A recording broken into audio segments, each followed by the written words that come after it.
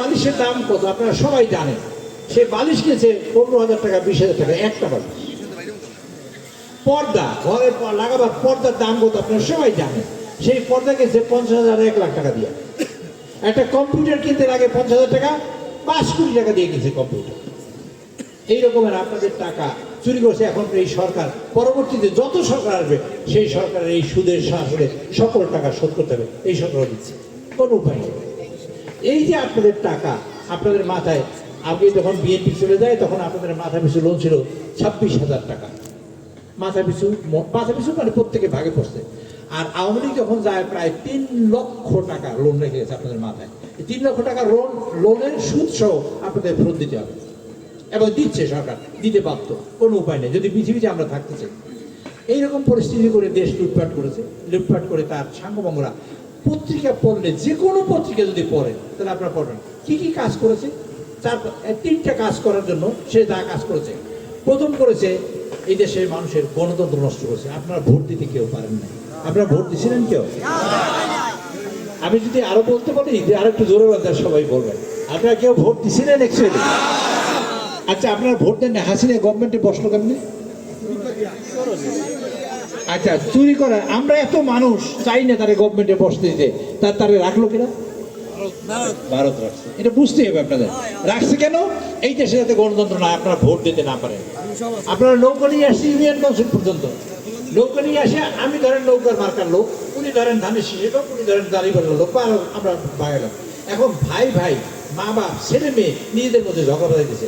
এখন আওয়ামী লীগের লোক আর বিএনপির লোক একত্র হয়ে যাবে না, এরকম পরিস্থিতি করছে ঘরের মধ্যে। করছে না? করছে না? এর নিজেদের মধ্যে বাড়ির মধ্যে ঝগড়া বাঁধাইতেছে। মার্কা নিয়ে আসে, নৌকা মার্কা ইলেকশন হবে। তা মার্কা কি? 2014 সালে যখন ভোট হলো, 14 সালে, কত সালে ভোট হয়েছিল? 12 সালে না? 12 সালে 14তে ভোট হলো যখন, 5 জানুয়ারি ভোট হয়েছে।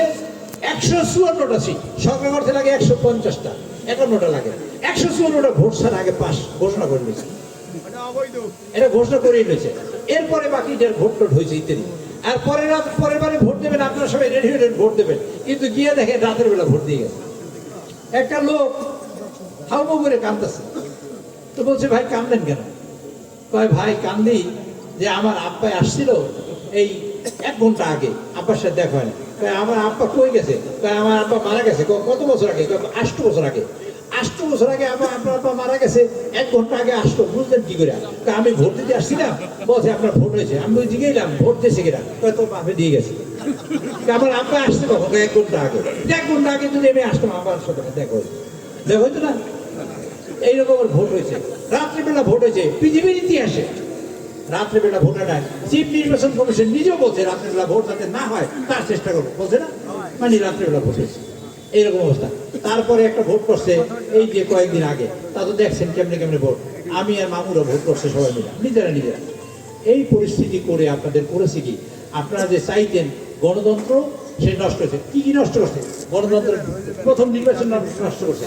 নির্বাচন নষ্ট করতে গিয়ে তার কি করতে হয়েছে? পুলিশ বাহিনীকে নষ্ট করতে হয়েছে, তার এজেন্সিকে নষ্ট করতেছে, বিচার বিভাগকে নষ্ট করতে হয়েছে। আচ্ছা, বাংলাদেশে একটা প্রধানমন্ত্রী পলাই গেছে, আমি ধরে নিলাম, কিন্তু বাইতুল মোকাররমের মসজিদের ইমামও যদি পলাই যায় তাহলে কেমন হবে? এর দুঃখের কথা না? ইমাম সাহেব পলাই গেছে, প্রধান বিচারপতি না, বাংলাদেশ ব্যাংকের গভর্নর, 3টি ইম্পর্টেন্ট পজিশন, 4টি ইম্পর্টেন্ট পজিশন, বাংলাদেশ ব্যাংকের গভর্নর, সে লোক নাই, এখন পর্যন্ত খবরই নেই, পলাই গেছে। বাংলাদেশ ব্যাংকে যার কাছে ট্রেজারি ছিল তার ব্যাংকে পড়া গেছে। আজকে দেখেন ব্যাংক দেউলিয়া, সমগ্র টাকা নিয়ে বিদেশে পাচার করছে, সমগ্র টাকা। আপনাদের টাকা বলতে এখানে আপনারা দাঁড়িয়ে আছেন, আমরা হাসছি, কিন্তু কষ্টে আপনার আমার নিজের বুক ভেঙে দেয় যদি আপনারা বুঝতেন।